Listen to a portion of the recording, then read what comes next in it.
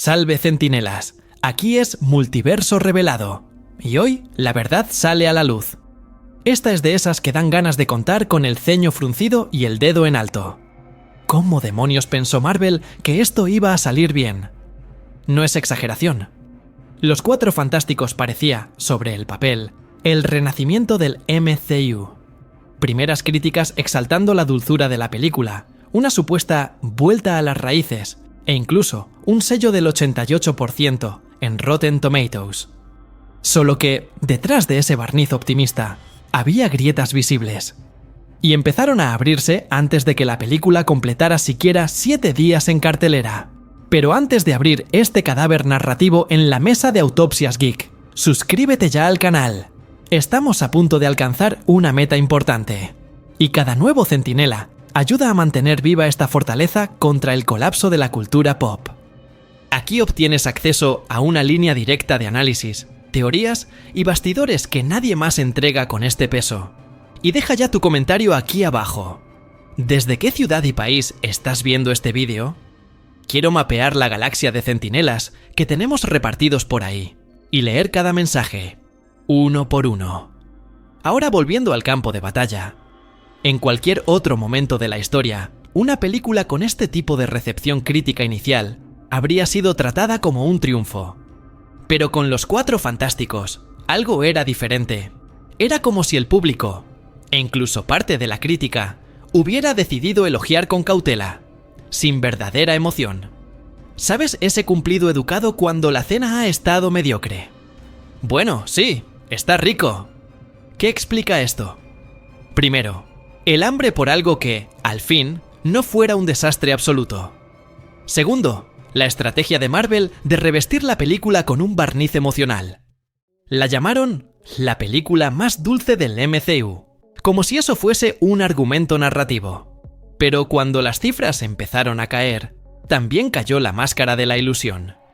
Y aquí hay un dato que nadie está explorando, el momento exacto en el que la marea se volvió contra la película y pasó de promesa a lastre. Te voy a mostrar cuál fue.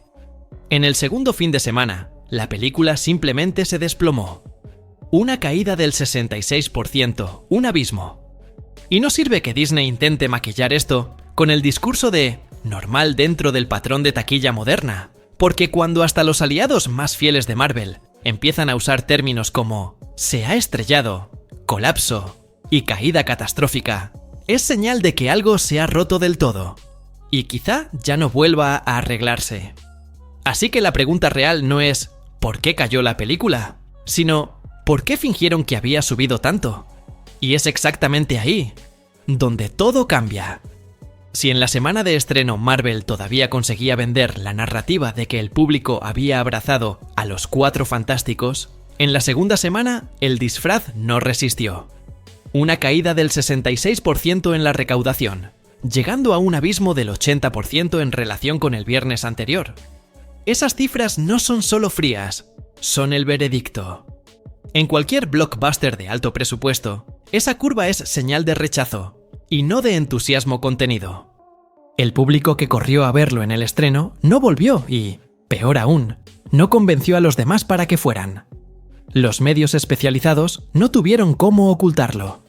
Variety sentenció: Fantastic Four craters by 66%. Collider y The Wrap repitieron el mismo tono de desastre. Forbes detalló que la caída era peor que cualquier previsión del mercado.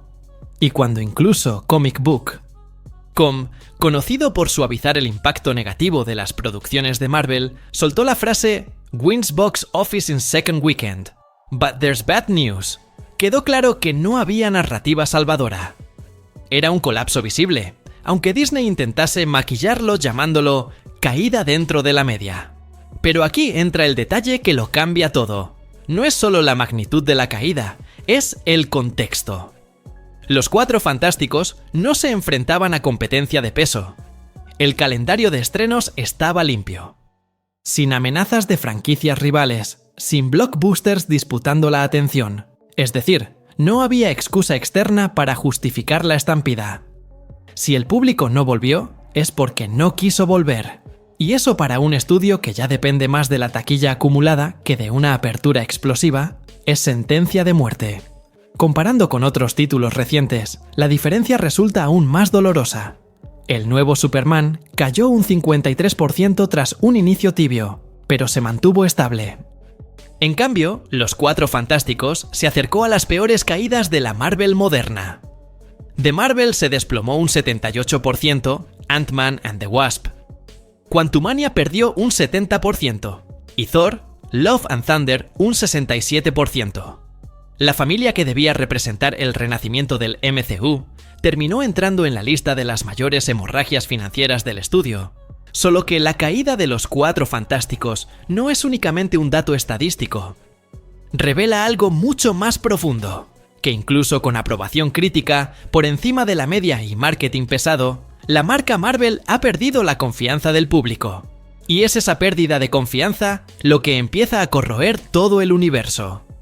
Para entender por qué Los Cuatro Fantásticos estaba condenado desde el inicio, es necesario volver a un punto que muchos evitan enfrentar.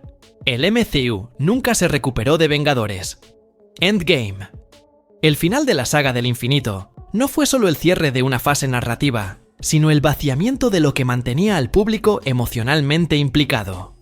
Con Tony Stark muerto, Steve Rogers retirado y Thor convertido en caricatura, la columna vertebral que sostenía el universo fue retirada de escena sin sustitutos a la altura. Las decisiones siguientes solo profundizaron la crisis. El estudio decidió no recastear a T'Challa, a pesar de que Pantera Negra era uno de los héroes más queridos de la última década. Transformó a Hulk en un alivio cómico irrelevante, ignorando décadas de cómics en los que el personaje era tratado como fuerza bruta incontrolable. Y al apostar por personajes secundarios para llenar el vacío, Marvel creó series y películas que sonaban más como spin-offs alargados que como pilares de un universo cohesionado. Ese vacío narrativo generó una duda que resuena hasta hoy. Al fin y al cabo, ¿quiénes son los Vengadores ahora? En los cómics, tras la salida de miembros clásicos, siempre hubo sustitutos icónicos que cargaban con el título con legitimidad. En el cine, sin embargo, Marvel dudó en entregar liderazgo a nuevos rostros. Sam Wilson como Capitán América aún no ha tenido el impacto de Steve Rogers. Doctor Strange, pese a su importancia cósmica, fue relegado a películas aisladas.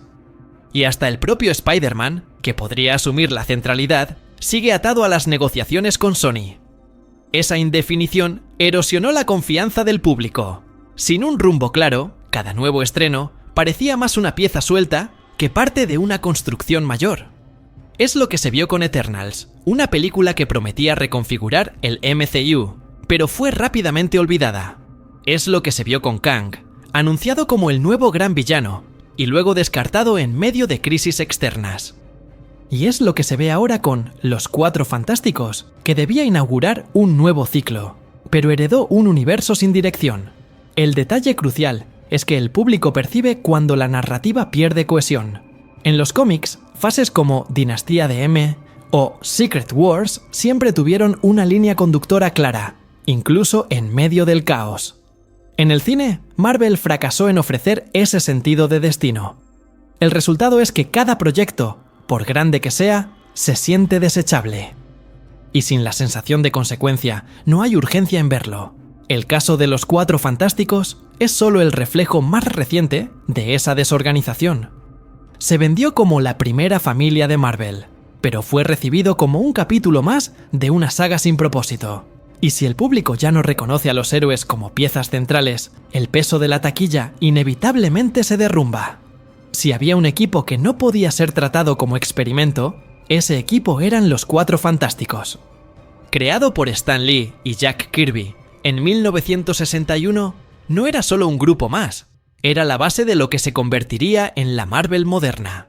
La mezcla de ciencia, drama familiar y aventura cósmica hizo de los Richards, Storm y Grimm personajes mayores que la suma de sus poderes. Solo que, en la película reciente, en lugar de rescatar esa esencia, Marvel optó por transformarlos en versiones lejanas de lo que los lectores reconocerían. La escala de los errores empieza por el reparto. Pedro Pascal como Reed Richards parecía, a primera vista, una jugada de marketing segura. Un actor en auge, asociado a grandes franquicias, que traería reconocimiento inmediato. Pero Reed no es un papel para la celebridad del momento. Él es Mr. Fantástico, un genio frío, obsesionado y muchas veces distante. En los cómics, su genialidad se mezcla con una dificultad de conexión emocional, algo que hace que la relación con Sue Storm sea tan compleja. Pascal, carismático y saturado en los medios, entregó una versión domesticada, más cercana a un mentor televisivo que al científico que desafía las leyes del universo. El resultado fue un Reed que no parecía Reed. El problema se agrava con la decisión de transformar al Silver Surfer en una mujer. En los cómics de 1966, Norrin Radd fue escrito como la personificación de la tragedia cósmica. Un ser dividido entre la devoción a Galactus y el descubrimiento del valor de la humanidad. Alterar el género del personaje no sería por sí mismo un obstáculo, siempre que hubiera justificación narrativa y densidad dramática. Lo que vimos, sin embargo, fue solo un gesto de reinvención sin sustancia, que redujo a uno de los personajes más filosóficos de Marvel a un adorno estético. La ausencia de la profundidad clásica convirtió al surfista en un símbolo de decisiones apresuradas. Y, como si no bastara, el villano que debía sostener el clímax de la película fue reducido a una sombra de sí mismo.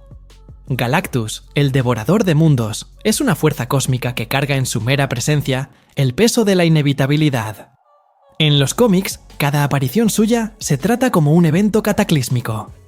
En el cine, fue diluido a un antagonista de tercer acto, genérico y mal explorado. Marvel, que ya había enfrentado críticas por transformar a Kang en una promesa vacía, repitió el mismo error. Quitar la grandiosidad de un villano que debería asombrar al público mucho después de que terminara la sesión. Estas elecciones revelan algo más grande que simples fallos creativos.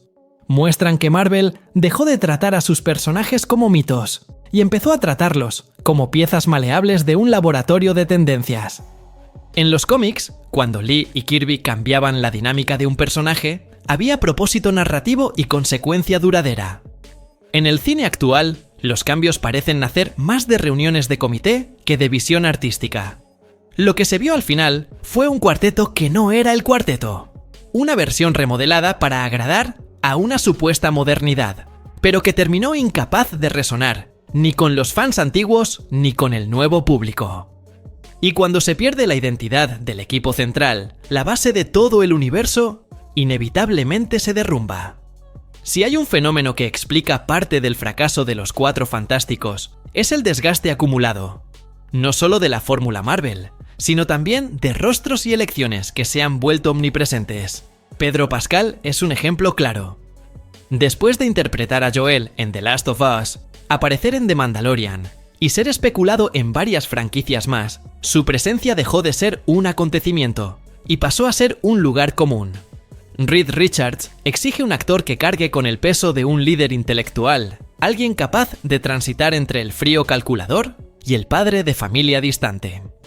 Al colocar a Pascal en ese papel, Marvel no solo eligió a un actor saturado, sino que reforzó la sensación de que el estudio selecciona nombres por la popularidad del momento y no por la necesidad narrativa. Esa misma lógica se reflejó en el Silver Surfer. La decisión de reimaginar a Norrin Radd como una mujer no vino acompañada de densidad dramática ni de justificación narrativa. Fue un cambio estético, sin la carga filosófica que siempre definió al personaje. En los cómics, el dilema del surfista es la esencia: renunciar a su humanidad para servir a Galactus, y después reencontrar en ella un sentido mayor. Esa tragedia personal fue sustituida por un enfoque superficial, que parecía más un guiño a tendencias de mercado que una adaptación fiel. El problema no está en cambiar, sino en cambiar sin sustancia. Y aquí entra la percepción de wokeness que persigue al MCU desde hace años. No se trata de la diversidad en sí, sino de la forma en que se implementa.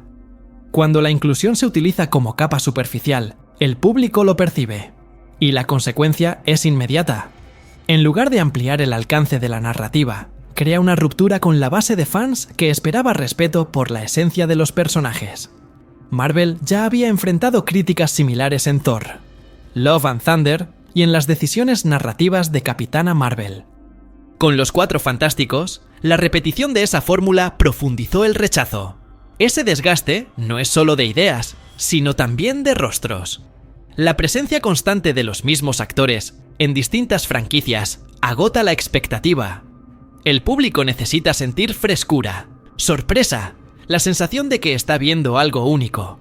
Pero cuando Marvel insiste en reciclar nombres, crea la impresión de que no existen alternativas, de que todo Hollywood cabe en media docena de contratos, y eso mina la inmersión. Un Reed Richards que recuerda a Joel, un héroe que remite a Oberyn, un rostro que ya ha estado en 3 universos diferentes. Todo ello impide la construcción de una identidad propia. El resultado es un círculo vicioso. Marvel apuesta por nombres conocidos para intentar garantizar taquilla. Esos nombres, por exceso de exposición, generan saturación. La saturación aleja a parte del público, y la caída en la taquilla obliga al estudio a apostar aún más por nombres seguros. Los Cuatro Fantásticos se convirtió en el cénit de este dilema. Un reparto diseñado para agradar a corto plazo, pero que no tenía aliento para sostener una franquicia. Durante años, lo que se llamó Access Media desempeñó un papel crucial para Marvel. Portales como Variety, Deadline, Collider y comicbook.com funcionaban como amortiguadores, suavizando fallos, relativizando caídas y reforzando la idea de que cada película era parte de un engranaje mayor. Pero con los Cuatro Fantásticos, ese ciclo se rompió. Por primera vez en mucho tiempo, hasta los medios que tradicionalmente defendían la marca se vieron obligados a reconocer lo obvio. El desastre era incontestable. La elección de palabras lo dice todo. Variety usó el término cratered para describir la caída del 66%. Forbes publicó análisis que hablaban de colapso e imposibilidad de un giro positivo. Incluso IndieWire, que con frecuencia evita las críticas directas, se sumó al tono hiperbólico para describir la debacle. El contraste es brutal con el pasado reciente, cuando incluso proyectos como Thor, Love and Thunder o The Marvels eran tratados con cierto cuidado en la prensa. Con los Cuatro Fantásticos no hubo espacio para maquillaje. La palabra de orden era admitir la caída. Este comportamiento no surge de la nada. Revela que hasta los medios percibieron el desgaste del contrato de confianza con el público. Si antes era posible relativizar un fracaso puntual, ahora la repetición se volvió imposible de ignorar. Desde la fase post-Endgame, la secuencia de decepciones creó una avalancha que debilitó no solo la marca Marvel, sino también la credibilidad de quienes insistían en defenderla. Cuando los propios influencers y críticos empiezan a distanciarse de la narrativa oficial, es señal de que el edificio se está resquebrajando por dentro. Hay además un detalle simbólico. La insistencia de medios como Deadline en afirmar que caídas por encima del 60% son normales ya no convenció a nadie. El público sigue la taquilla en tiempo real, analiza comparativas y detecta los patrones.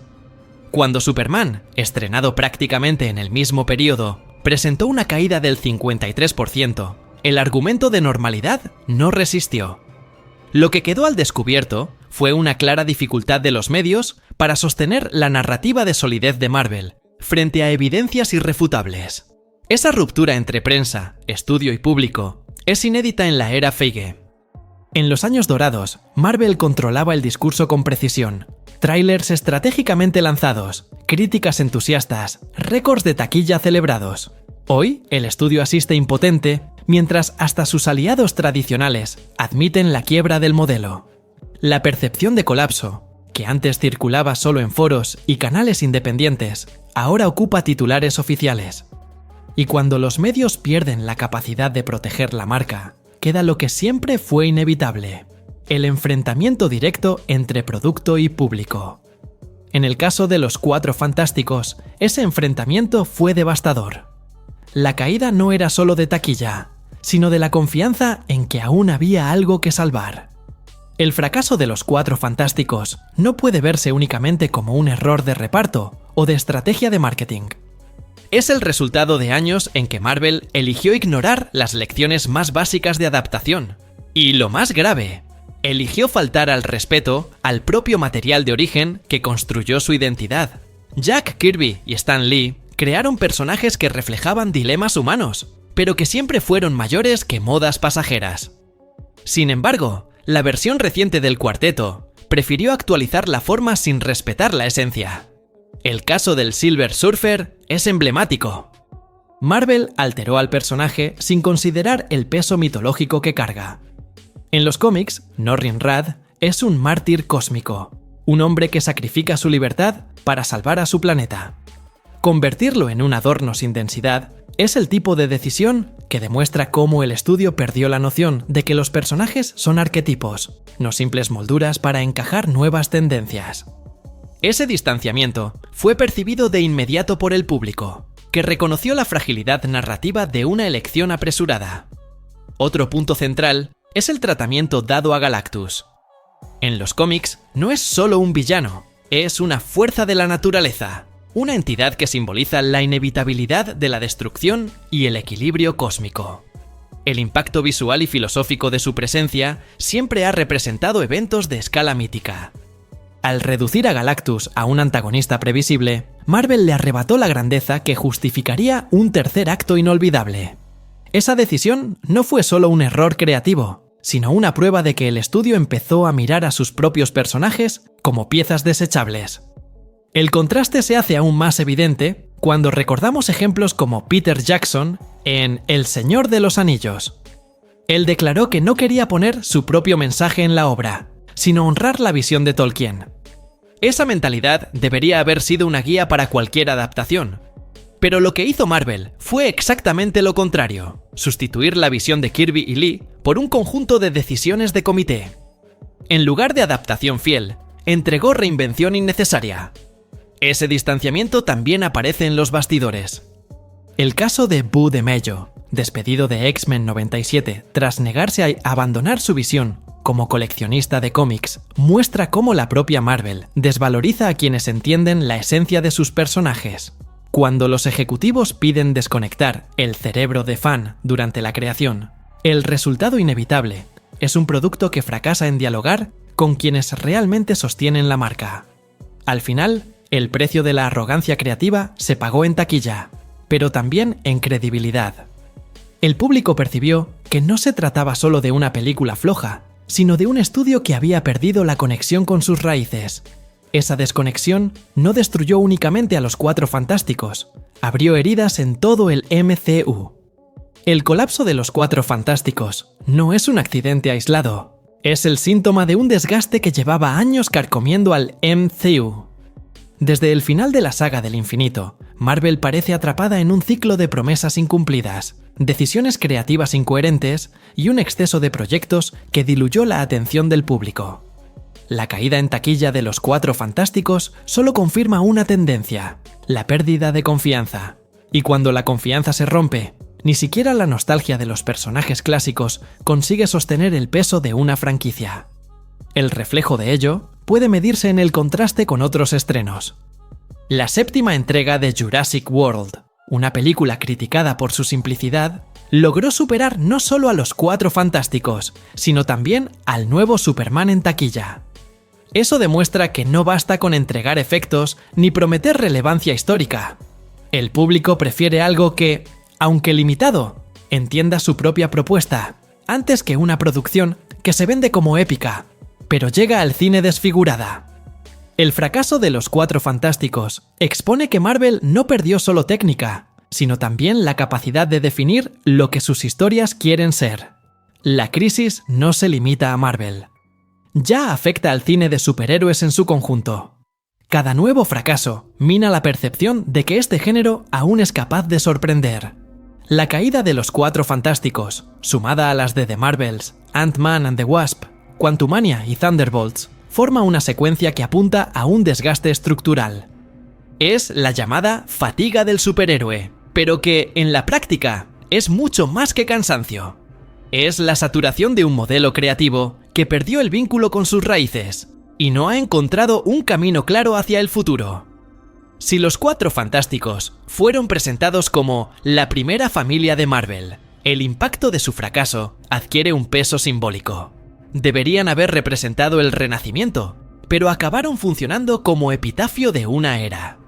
Y la pregunta que queda es, ¿quién llevará ahora ese legado? El MCU sobrevive de reboots parciales, de promesas de multiverso y de anuncios en eventos como la San Diego Comic Con.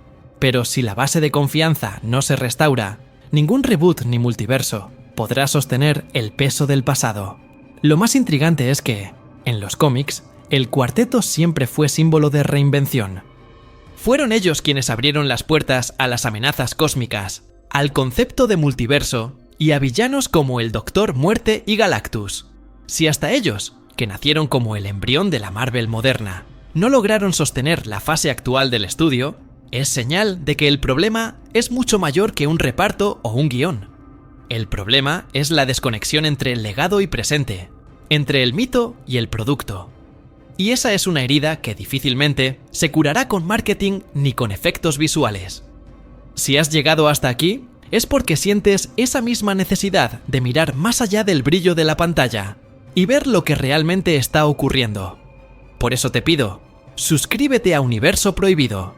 Estamos a punto de alcanzar una meta importante, y cada suscripción ayuda a mantener viva esta fortaleza donde analizamos en profundidad aquello que otros solo rozan por encima.